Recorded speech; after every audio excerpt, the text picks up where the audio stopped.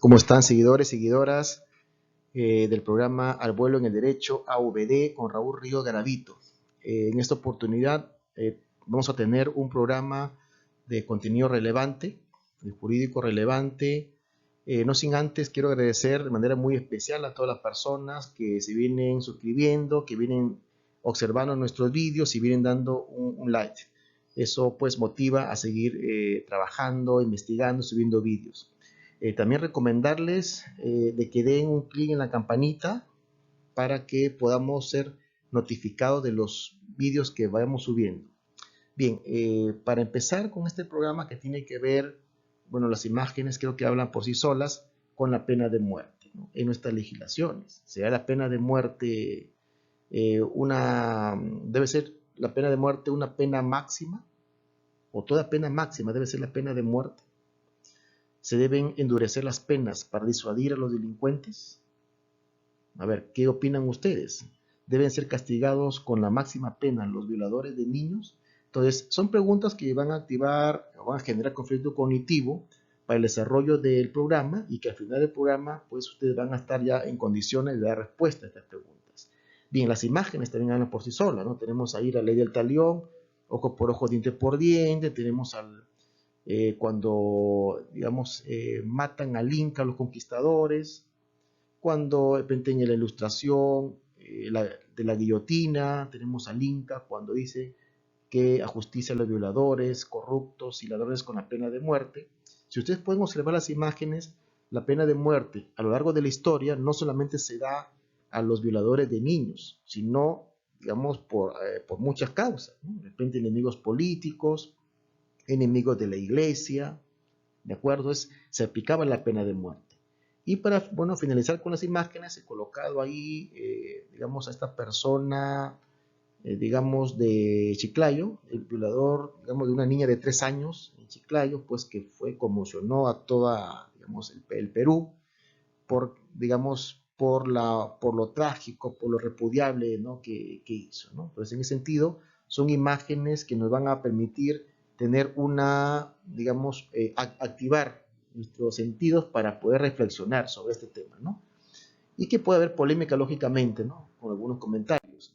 Bien, estos tópicos y preguntas bueno, ¿no? Leí un artículo, bueno, ¿no?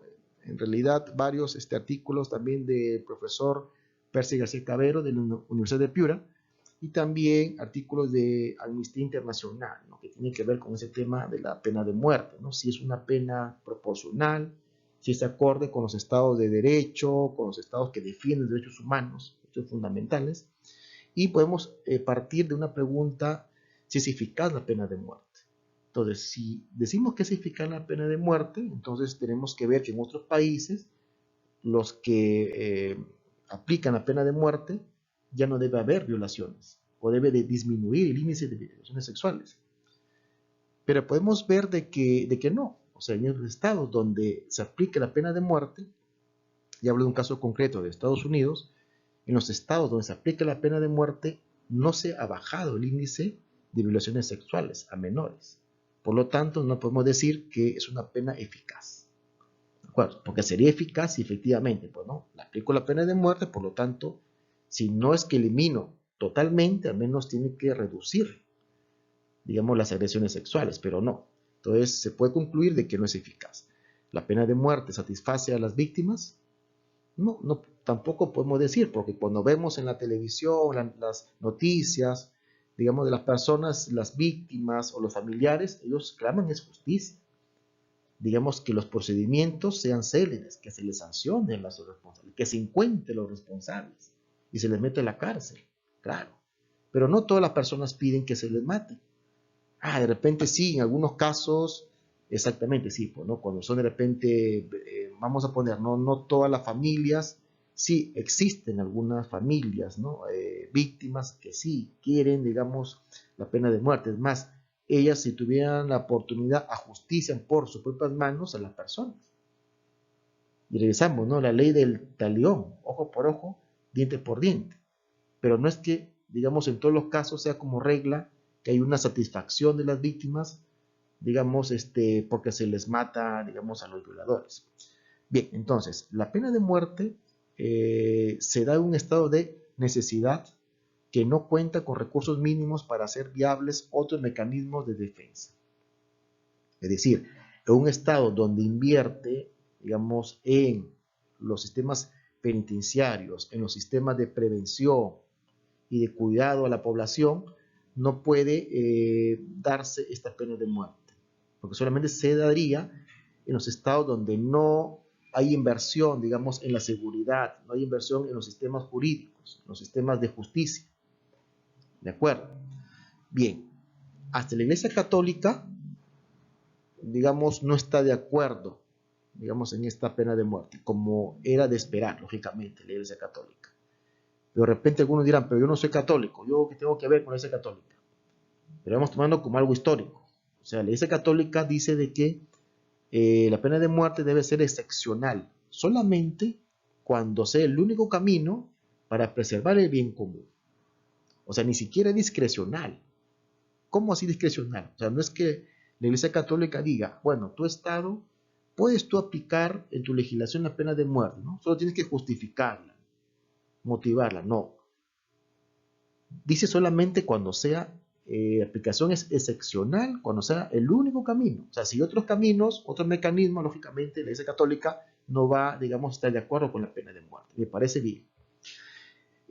Por último, estimados, para poder, digamos, enfocar si la sanción de la pena de muerte es justa, tiene que ser proporcional. Y cuando hablamos de proporcionalidad, hablamos de la idoneidad de la pena, de la prevención y que tenga la capacidad de disuadir.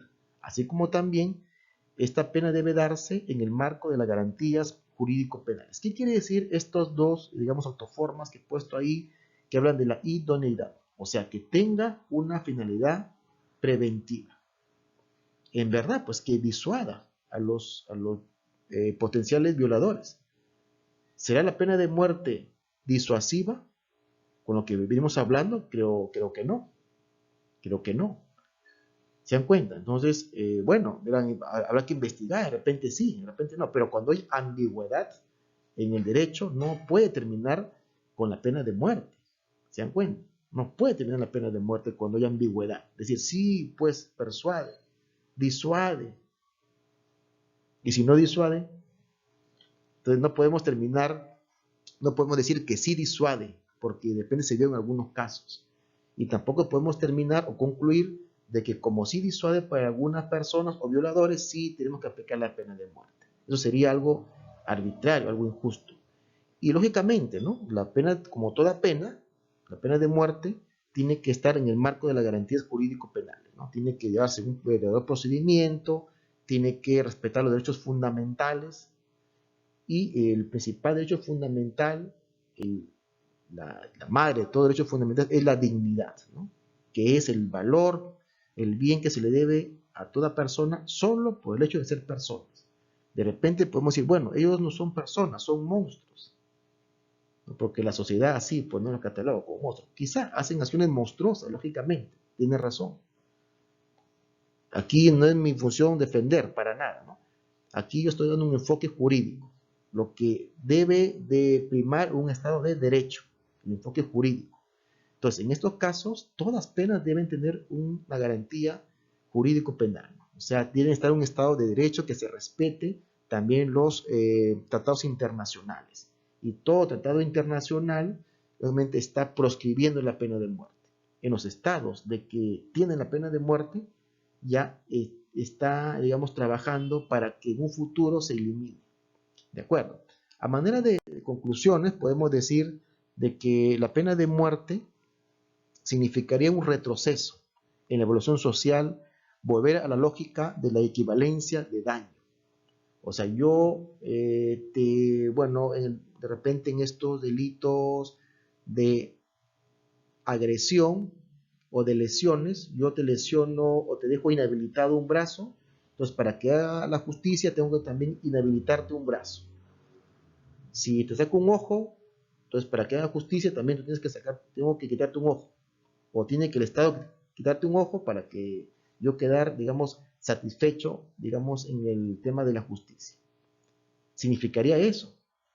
Así como también debemos concluir de que la razón del derecho, del origen del derecho, fue precisamente evitar que la reacción por el delito estuviese guiada por el espíritu de venganza de los afectados. O sea, no puede permitir un Estado de Derecho de que las víctimas de cualquier delito, hablemos ya, sientan justamente este estado de venganza, equivalerlo a la justicia. La justicia no es venganza, ¿de acuerdo? Porque si lo fuera, regresaríamos, como dice la autoforma y verde, solo siguiendo la lógica del talión podría justificarse la pena de muerte. Si en verdad hubiera esta venganza, todo el mundo pues no quisiera, cuando está en un estado, digamos, de shock, de que sea afectado por algún, digamos, una persona que lo agredió físicamente, sexualmente, entonces se justificaría, pues, ¿no? Bajo la ley del talión, de que hiciéramos lo mismo. Y eso los estados no pueden permitir. Porque como repito, los estados somos parte de también la legislación internacional que defiende derechos humanos y la dignidad humana. Bien, esto no significa, estimados, también de que como Estado no tengamos los mecanismos y tengamos estos mecanismos de prevención. ¿Qué podemos hacer? Dirán de repente los seguidores. Entonces, ¿qué? ¿Dejamos que siga así las cosas como están?